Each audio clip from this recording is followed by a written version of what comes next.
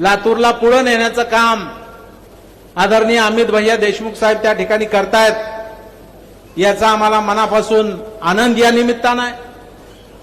परंतु आता तिकडे पलीकडे असल्यामुळं थोडीशी अडचण येते.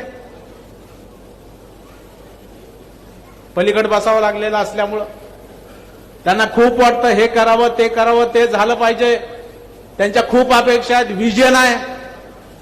परंतु तिकडे असल्यामुळे अडचण येते.